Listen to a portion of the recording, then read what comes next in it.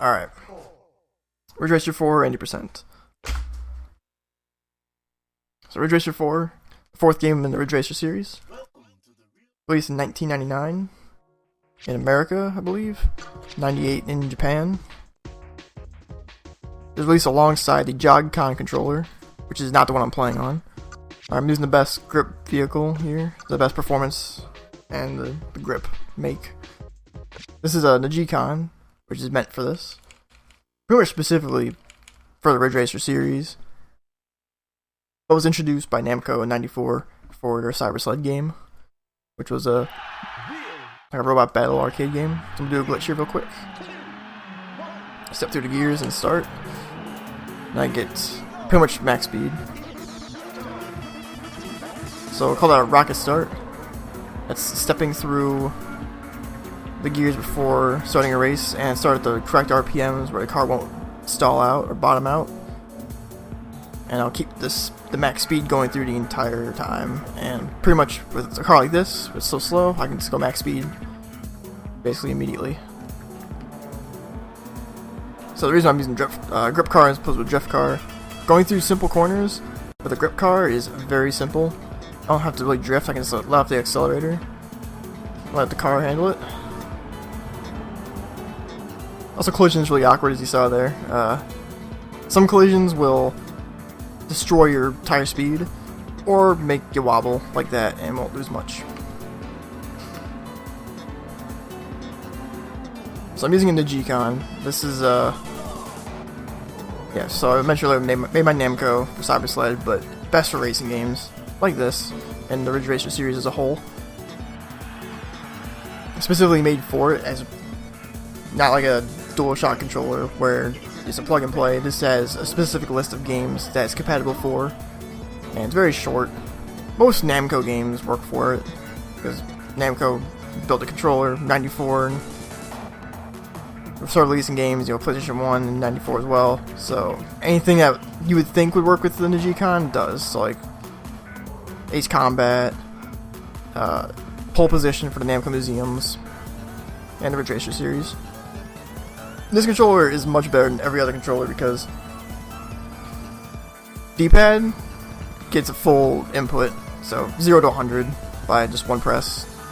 It's better than DualShock because even though DualShock can get the in-between inputs, it's still not better than the Joy-Con. The game handles in the Joy-Con much better than the standard controller.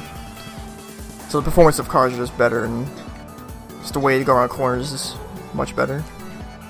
Alright, so this was Helter Skelter. It's pretty straightforward. Not much to do, not much drifting. A grip car can drift by just laying off the accelerator and going into a corner. In this run, I will never use the brakes because they are completely unnecessary. And just simple inertia drifts, just laying off the accelerator and going, does the job perfectly. And I skip all the cutscenes by mashing start. Japanese version cannot do that. And the PAL version is slower, so America it is. Alright, next up is Wonder Hill. Wonder Hill is pretty technical. So I'm gonna do the rocket start and a boost ride. I forgot to mention the boost ride earlier, but when I start a race, I can go in front of somebody while they're going, and I can ride them to as far as they can go. This one's the toughest one to get because of how awkward first place is. When you're stuck in front of somebody, they'll try to like maneuver around you, so you have to play around that. It's a very difficult strat, but it saves handfuls of seconds at a time. Alright, so I'm gonna get an inertia drift here, let the accelerator go, and accelerate out. Even though it's really dark, I can still kind of see it. It's kind of hard to pull off. So 80% is just get to the credits. And Grand Prix mode is how you do that. It's only 8 races, split into 3 heats. First heat of 2, which is what I'm doing right now, heat 1. And heat 2 is another 2. And heat 3, technically split into 2, it's 3 and then the last race. After every heat you get a new car, depending on your positions. So if I win all my races, I get a car that's more powerful than the one beforehand. But if I lose all my races, I get the same car, just tuned up a little bit. So I want to win all the races because it's faster. And that aspect is actually how you unlock all 321 cars in the game. Well, it's 320 and then you unlock Pac-Man with a special Pac-Man song.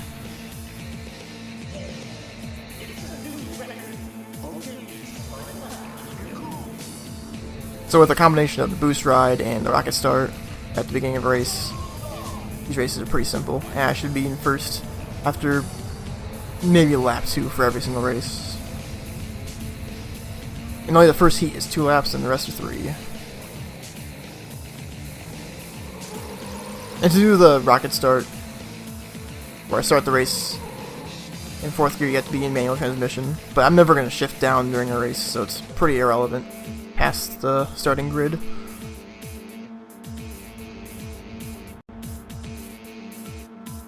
This is pretty simple. It's a pretty simple arcade racer. Very straightforward. Nothing out of the ordinary. Just race really well. And use those mixture of glitches to get you to the end. I'm trying not to bonk, because bonks are very bad. Like you saw earlier, where I pretty much forgot to turn off the hill. Lost pretty much all my speed. It's probably the most punishing racing game I've ever played. Or I've seen. You hit one wall, you lose all your speed. Hit even your opponents that maybe you can't even control them hitting you, like at the start. It's just bad news.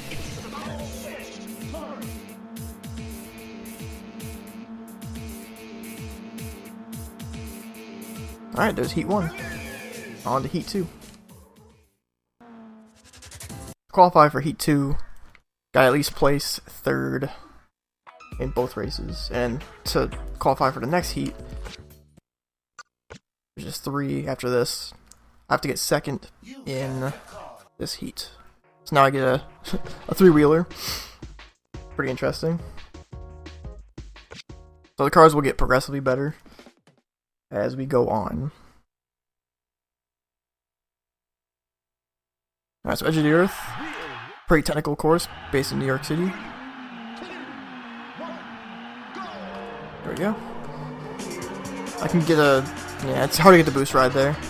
Because 7th place is... well, not 6th. 5th place? Yeah, 5th place is really awkward. It starts really late, and I have to get around a corner. It's possible, I've done it, it's just extremely difficult. So, big hairpin here. It's not going to use the brakes.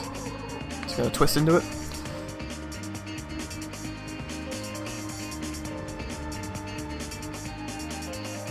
So there's always a recurring theme with Ridge Racer 4 that so not many tracks, and there's really only 3 tracks because they're all based in areas and the tracks kind of base off each other. So Edge of the Earth has an equivalent next heat, and I think right at the end, Route of Shooting Hoops is really based off of this, but it's pretty noticeable. And Helter Skelter earlier will have a track based on that next. So every race from here on out until the end, except for the ending race, are all 3 laps apiece. Pretty simple, all like a minute long. It's gotta be quick. No need to brake, just accelerate and drift, and it's all good. And grip drifting is much better than drifting because I'm not going sideways, I'm just getting an extended like grip turn. I suppose an exaggerated, drawn out drift that any drift car would have. Which sets this game apart from the rest of the Ridge Racer games. Because most of them do not have the engine that this does, which is why I like this one the best. It plays very well.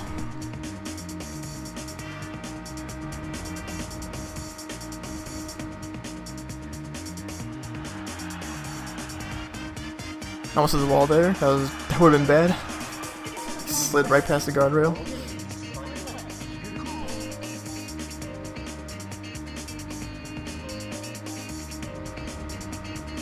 Not really much else to say, just listening to the great soundtrack. The original OST.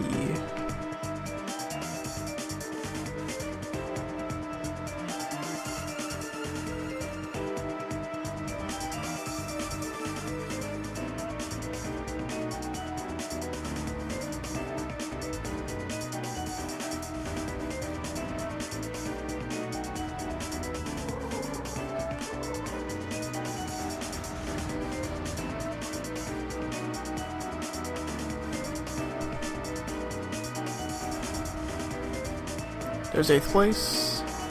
Lapped. Not bad.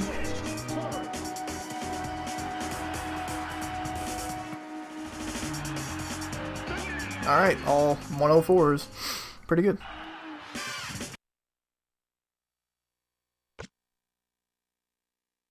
This whole game can be pretty much mashed with the start. It's pretty interesting. Never really have to press 1 to get through menus.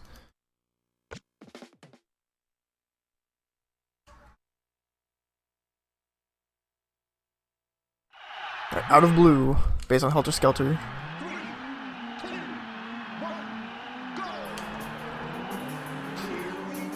I'm gonna do a boost ride here. Got away from me. Really unpredictable. So Out of Blue is very technical. It's very based on a shipyard and surrounding like mountainsides. So a lot of winding, tight corners, a lot of 90-degree angles. This is the most difficult of them all. Yeah. Very tough to get that corner correct. It's very tight, and there's an opponent right near it, so it's never easy.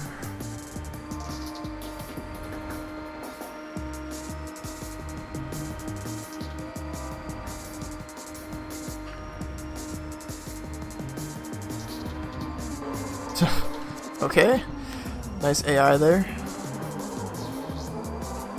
Not bad. So the AI works in Ridge Racer. They're all based on the same starting point. They all have different starting points throughout the track. And they're all on a cycle. They all never deviate from the cycle unless you get near them or something. Which is why the boost ride even works. Because it's the AI trying... I wish this guy would get out of the way. It's the AI trying to get to the point they need to start. And since they start back, they gotta go really fast, so they break their own speed barrier to get to the point. So they can stick in front of them. But they're all spread out. You never see them on the map because there's no AI on the map for some reason. But they're all around.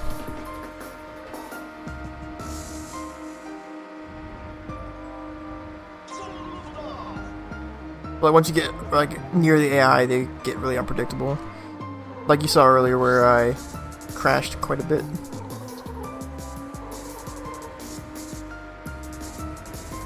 So if there's one thing for sure, you can always figure out where the AI is on the track.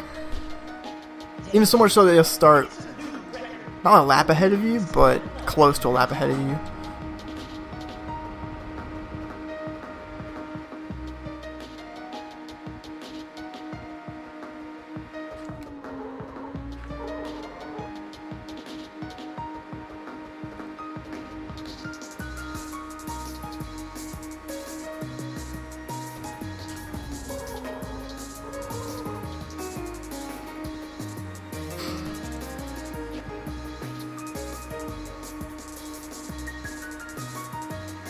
Alright, so this is probably the most technical course up to this point, and it gets worse. The last heat does have difficult courses.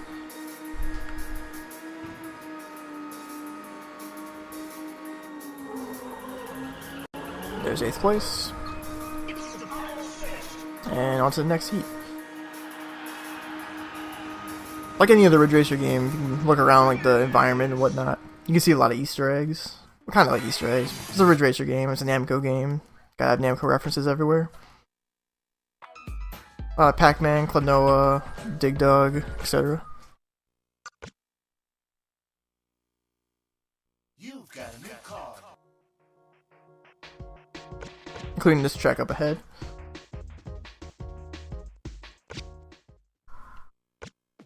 Phantom Isle. That's a Klonoa reference. Klonoa door to Phantom Isle. 3, 2, 1, go! You see the Dig Dug guy and Pac-Man over there on the side. It's pretty cool. So this is the shortest course in the game. That is not an oval. It's pretty fast and pretty technical. There's no sign over there. That one corner I just went around was the wall in the way. It's pretty much the most difficult corner in the track. But the AI can be really awkward in spots if I'm too fast. Like that. Because the AI is slow.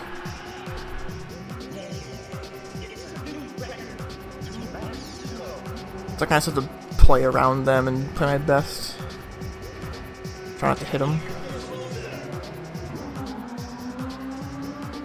There's a Pack Racing Club opponent.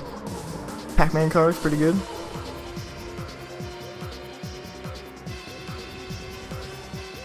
I'm in a Solvalo car, which I know is a reference to a different Namco game, like an arcade game from the 80s, but I don't remember off the top of my head what it is. I think it's a shooter.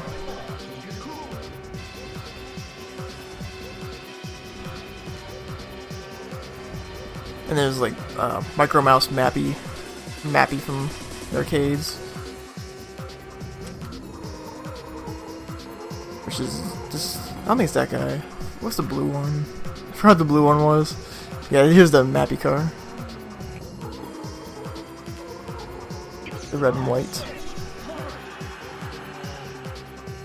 Simple enough.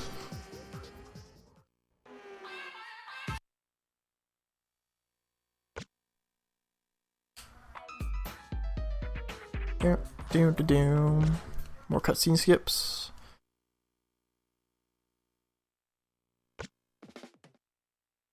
This track may look simple, but it's deceptively difficult, and I'll explain while I play through it. Brightest Night.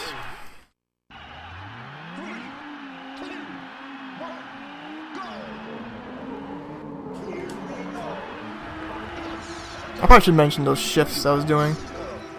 They have to be not really specific, but specific enough because I have to reach a certain RPM, and I can get a bad shift if I like really messed up. I can start in 6th, but I haven't played in a while, so I'm not gonna try. Cause I stall, it's not good. So this track has a lot of hairpins, like this one right here. But the hairpins are off jumps, and the car, when it comes off a jump, it needs time to recover, pretty much wobble out. So you can't really give it any inputs when it's wobbling out. So it makes this track extremely difficult, especially this right here. That's probably the single most difficult corner in the game. Solely because of circumstance, because of the jump right at the end.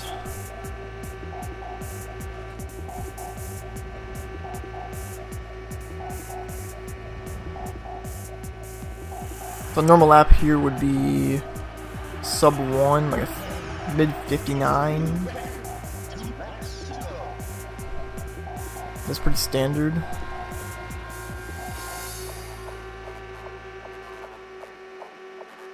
So this is based off Edge of the Earth.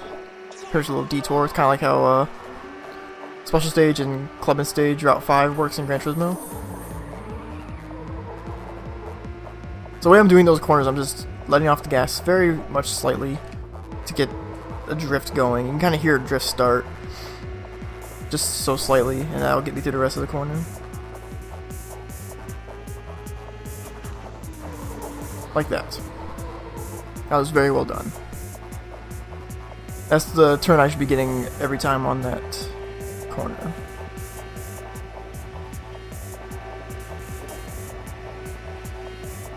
So this should be a pretty good lap. It's really difficult to get good laps. Because it's not really how unpredictable the cars are, but driving lines affect the car so much in Ridge Racer.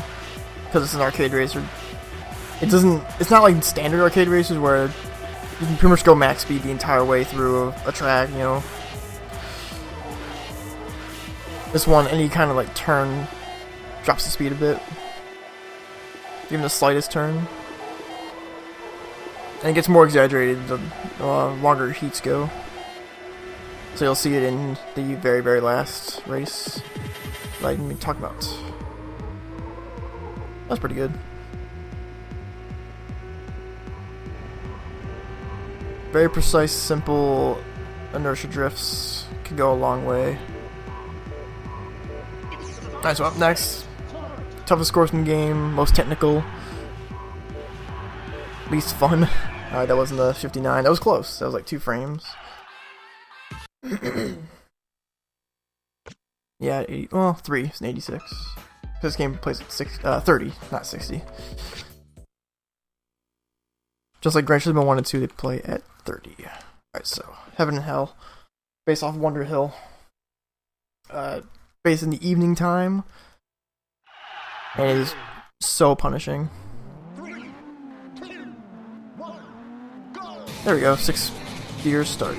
Not bad. So this is the definition of a risk and reward style track. Because of how many technical corners there are, and how tight they are. Like this one coming up here after the tunnel, like you saw on Wonder Hill. Now I have to do it faster. There we go. And at the angle of that, like, turn, like where it is on the track, being all dark and stuff, it's not the easiest to see it either. I'll have to deaccelerate through there. And this section is also really awkward. A lot of jumps right here, and a lot of AI annoyance.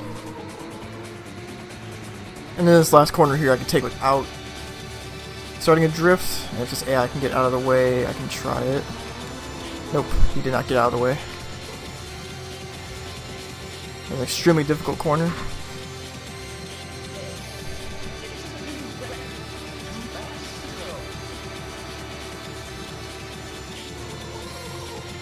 So pretty much just like in Brightest Night, light tap off the accelerator to get through corners. I didn't need to do it through there, but had a really poor angle. Don't need much to get around a corner. I was even in the grass that time and I didn't lose my speed. That's another thing about Ridge Racer. There's like soft concrete, I guess, quote unquote, and there's grass. And if you touch it, you'll lose pretty much all your speed, but if you do it at a drift, you'll lose it and then quickly gain it right back. It's pretty interesting.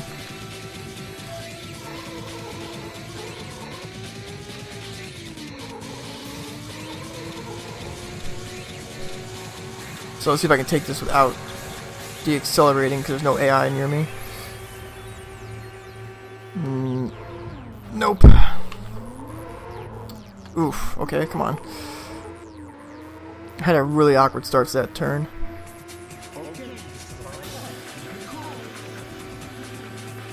So you gotta take it like as wide as possible.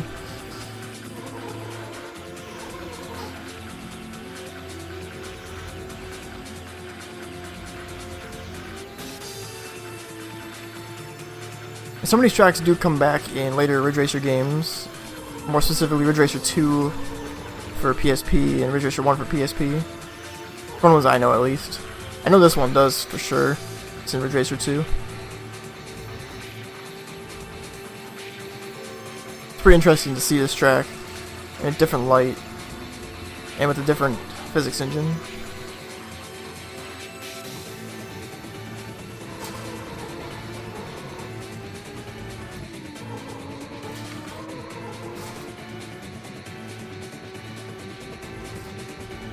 Hopefully I lap this guy. Ooh, we're on the outside, and I didn't get the corner right. I was not wide enough. And on to the last heat. Well, technically the last part of this heat.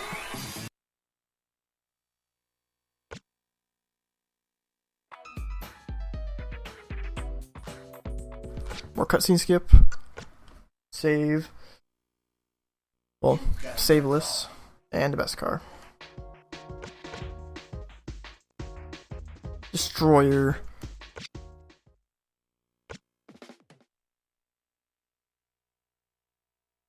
Second most top speed in the game. But being a grip car, I can handle the corners better.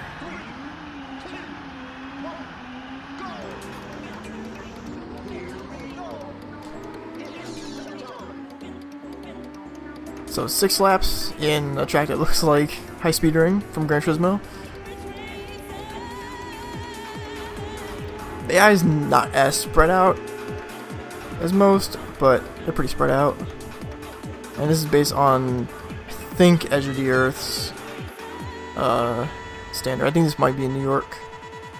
It looks like both Helter Skelter and Edge of the Earth one. Maybe they're linked. Not too sure. So any bonk here is very, very, very detrimental. Because I'm going so fast, I'll just lose it all. I won't lose the race necessarily, but I'll get close. So I'm going to try not to bonk anywhere. And the AI is in really awkward positions as well. Like, right there. They're always around the corner where I'm trying to go. Right by my driving line. It makes a course that shouldn't be difficult. And this is where the G-Con shines. Less inputs. More like using a steering wheel than just going 0 to 100 on an input. So I can take corners how I want to and not lose that much speed.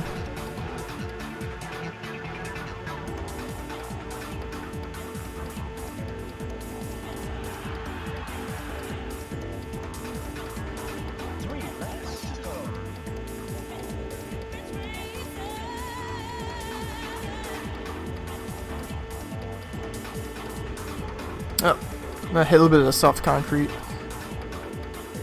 Luckily I didn't hit the wall, so that's good.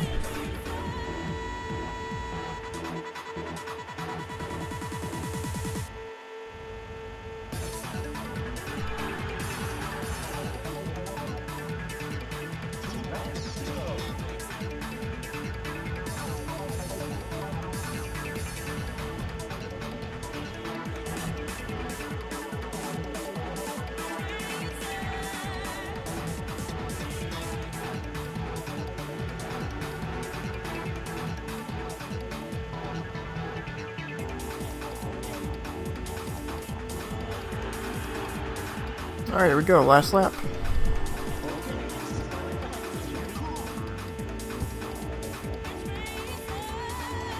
I'll try to keep my cool, announcer. Thanks for the help, buddy.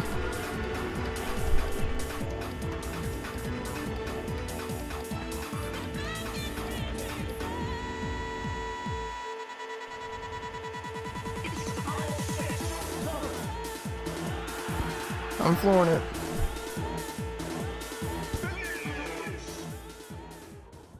Alright, there you go. Ridge Racer 4. There's quite a bit at the end of this. There's a cutscene at the end that your team manager congratulates you and whatnot. It says like, oh, I didn't think you could do it, and you did it. Then the epilogue and the credits, and I'll mute and let these roll by.